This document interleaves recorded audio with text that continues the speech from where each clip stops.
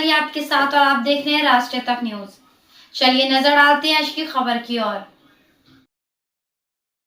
सरकार ने मराठा समुदाय को ओबीसी श्रेणी में शामिल करने का फैसला लिया, जिसे ओबीसी संगठनों ने असंवैधानिक और अन्यायपूर्ण बताया। ओबीसी नेताओं का कहना है कि ये फैसला आरक्षण, शिक्षा, नौकरी और राजनीतिक प्रतिनिधित्व पर सीधा हमला है। उनका आरोप है कि सरकार फर्जी कुनबी प्रमाण पत्र जारी कर मराठा समाज को ओबीसी वर्ग में शामिल कर रही है। ओबीसी संगठनों ने 4 प्रमुख मांगे रखी हैं।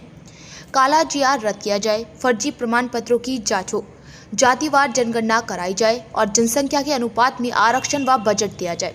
ओबीसी संगठनों ने चेतावनी दी है, अगर सरकार ने फैसला वापस नहीं लिया तो राज्य भर में बड़ा आंदोलन किया जाएगा।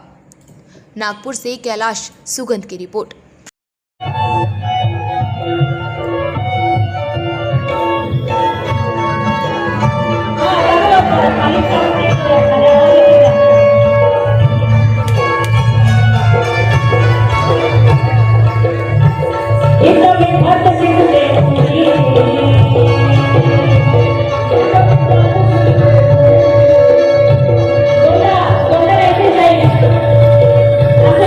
यशवंत स्टेडियम में खड़े हैं और ठीक मेरे पीछे जो है ओबीसी सकल समाज का आंदोलन जो है आज यहाँ पर शुरू हो गया है और ये आंदोलन सुबह 10 बजे से हो रहा है और कारण यही है कि 2 सितंबर का जो जीआर है वो राज्य सरकार जो है वो रद्द करे। इसको देखते हुए यहाँ पर जो समाज बंधुओं ने बताया कि लाखों में जो लोग हैं यहाँ पर आने की संभावना है और साथ ही जो महाराष्ट्र के पूर्व गृह मंत्री है अनिल देशमुख वो भी यहाँ पर आने वाले हैं कुछ ही देर में। और जिस प्रकार से मेरे पीछे जो आप भीड़ देख रहे हैं, जो हजारों की संख्या में जो है यहाँ पर ओबीसी बांधव जो है वो आए हुए हैं और यहाँ से जो मोर्चा जो निकलने वाला है यशवंत स्टेडियम से बरडी होते हुए संविधान चौक के पास में विधानसभा है, वहां पर ये जो मोर्चा है वो खत्म होगा।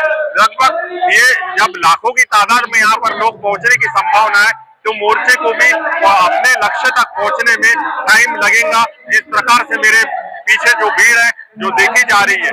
इंडिया न्यूज नागपुर से कैलाश सुगंध।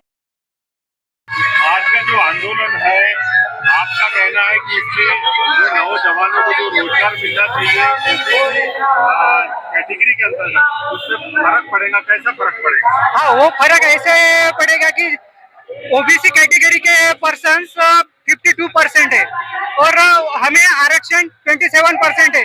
जब हमें भूख ही एक रोटी की है तो हमें आधी रोटी पहले से दी जा रही है और फिर से उसमें हैदराबाद गैजेट लगाया जाएगा और मराठा समाज के लोग इसमें ओबीसी आरक्षण में इन्वॉल्व होंगे तो यहाँ की संख्या बढ़ जाएगी और यहाँ की जब संख्या बढ़ेगी ओबीसी लोगों की तो हमारा कंपटीशन बढ़ेगा। हमारे लोगों के लिए नौकरियां जो गवर्नमेंट कास्ट सीजन पे दे रही है वो भी कम मिलेगी, यानी कि हमारा ऐसा कंपटीशन बढ़ जाएगा कि लड़के जो हमारे अभी नौजवान परसेंटेज ले रहे हैं उससे उन्हें ज्यादा परसेंटेज लेने पड़ेंगे।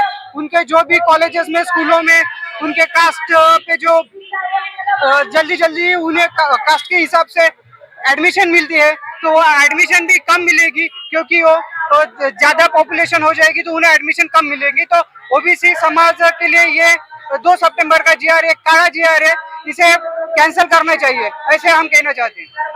और ये आंदोलन जैसे आज अगर सरकार नहीं मानती है तो आपको क्या लगता है कि आंदोलन और आगे चल सकता है, तीव्र हो सकता है? हाँ, बिल्कुल तीव्र हो सकता है और हर नौजवान को इस आंदोलन में आना चाहिए क्योंकि भगत सिंह जी भी कहते हैं कि नौजवान ही जो कुछ भी कर सकता है वो नौजवान क्या कर सकता है और क्योंकि वो भी नौजवानी में ही शहीद हुए थे, इसलिए मुझे ऐसा लगता है कि नौजवानों ने सबसे ज्यादा आना चाहिए। ये जिस प्रकार से आपका कहना है, आपके जो ओबीसी समाज के लोगों का कहना है कि इसमें जो सरकारी जॉब मिलेंगी उसके लिए हमारी रोटी छीन के मराठा समाज को दी जा रही है, तो इससे क्या रोजगार पे असर पड़ेगा, ऐसा आपका कहना है? हाँ, बिल्कुल रोजगार पे असर पड़ेगा क्योंकि जब मराठा लोग हमारे ओबीसी कास्ट में आरक्षण लेने के लिए आएंगे तो इससे कंपटीशन बढ़ेगी और जनसंख्या बढ़ेगी। जनसंख्या बढ़ने के कारण कंपटीशन बढ़ेगी और हमारा जो हक का हमें नौकरी मिलनी चाहिए हमें वो मिलेगी नहीं, वो उसमें मराठों का भी हिस्सा होगा, इसके कारण हमको कम नौकरी मिलेंगी। तो ओबीसी जो जनता है उसको कहीं ना कहीं तकलीफ होगी और उसका हक छीना जाएगा। तो हम कहते हैं कि जो मराठा है उनको ओबीसी के तहत जो आरक्षण है वो नहीं देना चाहिए, ऐसे हमारी मांग है। आज जो ओबीसी का आंदोलन है उसका प्रमुख कारण क्या, आज इतने हजारों में ओबीसी बांधव यहाँ पर एकत्रित हुए? मैं Anil Sakharkar all India organise secretary हूँ। सेवा 84 करके हमारा जनरल इंश्योरेंस का ओबीसी ऑर्गेनाइजेशन है पूरा ऑल इंडिया का। और जवाहर विद्यार्थी गृह जो नागपुर में तेली समाज का बहुत बड़ा मंडल है उसका मैं डायरेक्टर हूँ। ऊपर से साई मंगल मैरिज ब्यूरो का मैं तेली समाज का हमारा मैरिज ब्यूरो है उसका भी डायरेक्टर हूँ। और ये जो 2 तारीख का 2 सितंबर का जो GR निकाला है उसमें गवर्नमेंट ने बोला है कि ओबीसी में उनको लेके, जब हमारा 27% ओबीसी का है तो इसमें हमारा क्वेश्चन गवर्नमेंट को ये है कि 27% में मराठा लोगों को आप कैसा लोगे।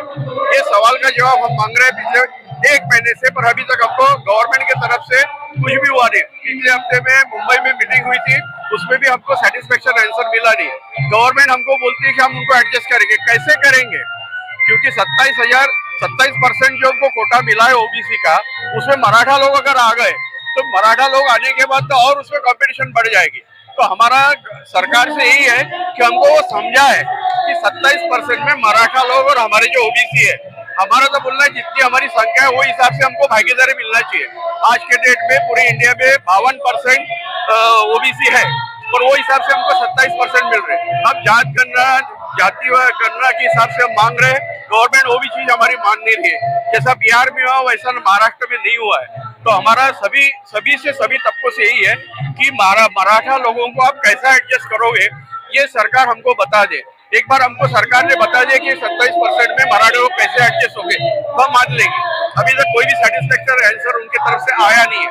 हम उसी के लिए आज ये मोर्चा निकाल रहे हैं और लाखों की संख्या में यहाँ से निकलेगा, संविधान चौक तक जाएगा, वहाँ पे बहुत बड़ी मीटिंग होगी। आज आंदोलन करने का जो ठिकाना है ये तो पहले से तय किया हमने। हाँ, पहले नागपुर क्यों तय किया गया? नागपुर ऐसा है हर चीज का, अगर आप देखा जाए हर चीज का गढ़ है। अगर हमारा दीक्षा भूमि देखो, हमारा ओबीसी ऑर्गेनाइजेशन देखो, RSS देखो, इसका गढ़ है नागपुर। और नागपुर सेंटर प्लेस है, तो ये प्लेस रहने के कारण नागपुर जैसी जगह हमको नहीं है। और विदर्भ में बेसिकली हमारा विदर्भ में जो समाज है ओबीसी समाज, उनके लिए कॉमन पॉइंट पड़ता है, सबके लिए आसानी पड़ती है आने की। फिलहाल खबरों में इतना ही। बाकी खबरों के लिए देखते रहिए राष्ट्रीय तक न्यूज।